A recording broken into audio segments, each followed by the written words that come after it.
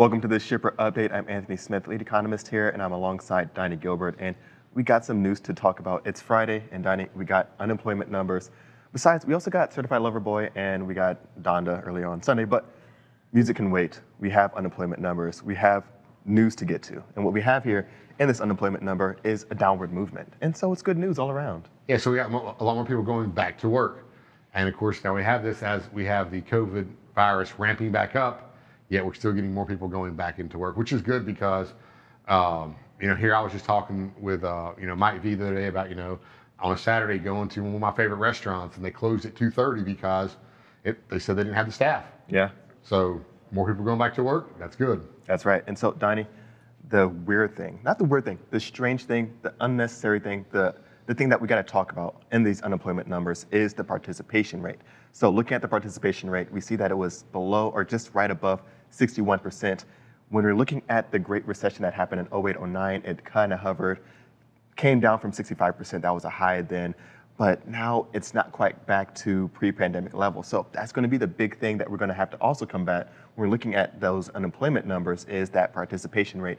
As we see more and more consumers getting back into the workplace, it's great. We have initial jobless claims that came out just yesterday, continuing claims, those are moving down as well, pandemic lows. But it all is not going to be that satisfying or that much power behind the economy if the participation rate isn't quite there. You're not going to be driving with as many cylinders, so to speak. So that's going to be an area that we have to watch closely. Another area that we're watching closely is going to be the next chart here, and that's going to be within manufacturing. I always call this the canary in the coal mine. We're looking at manufacturing.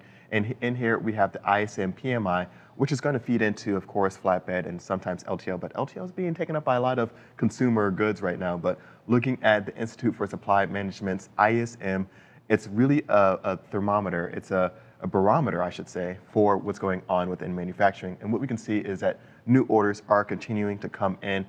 With the actual new numbers, saw new orders spike up a bit, showing that there's still a lot of momentum. So that gas in the tank is still there, but we're going to need people to go back to work. And it's one thing if people are joining, but the participation rate is really what's concerning right now, Donnie. So what's the difference in the when we see unemployment drop and you're saying the participation rate? Can you explain that right quick? Yeah, definitely. So looking at the participation rate is going to look at how many people are willingly and actively looking for a job. So when we look at the unemployment rate, there's two different unemployment rates we can kind of get into. Maybe there should be an Economy Lately episode on that one alone.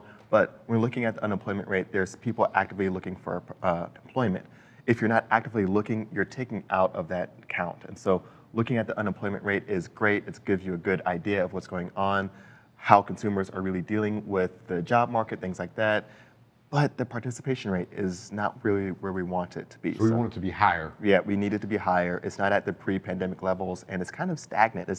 It's been kind of flatlining as of late. So even as we see more and more people getting back into the workplace, that participation rate has to or should come up, or else we're just not going to be as strong or as robust as we were pre-pandemic. Even as more technology enters the industries like manufacturing here, that's going to be a big headwind, even as employment increases. So it's those subtle trends, those underlying trends to kind of keep in mind when you're looking at these numbers come up. And I think we have another chart here after this one going into one of the other trends within manufacturing. That's going to be backlog of orders. And so, Donnie, as these new orders are coming in, the participation rate still low, unemployment still a challenge within manufacturing. Although there are many jobs out there, the backlogs are building up because manufacturers, these producers, these shippers can't operate at the full capacity because they have a lack of employment. The participation rate's still low.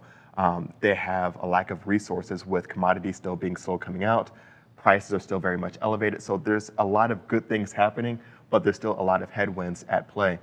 Good news is, or I guess one of the areas of growth when we're looking at residential and non-residential construction, on the non-residential side, there's going to be a lot of growth potential here coming from warehouses. As we're seeing more manufacturing growth, warehouses are going to grow as well, especially as we see more and more consumer conveniences being popular throughout the country. You're looking at one-day shipping, two-day shipping, same-day shipping. We're going to need more warehouses throughout the country to kind of get to these localized areas. This is kind of like gas in the tank for the trucking industry too, because if we have backlogs of manufacturing, that's going to push that delivery dates and equipment they need. That's going to kind of keep things going. probably well past the first fourth quarter, well into the fourth quarter. Definitely, that's exactly right, Donnie. And that's normally when it slows down. This Yeah. is hopefully be a time for us to help get some of that caught up. That's exactly right, Donnie. And I think you might be an economist and you just might not know it. But looking into 2022, Junior economist. Associate. I'm moving up to associate economist, Donnie. And looking into it, you're exactly right. Going into 2022, there is still a lot of momentum, and it's likely going to ease. But that's no reason for a decline or a recession or a recessionary trend. So, Donnie, thank you so much for joining me for this segment.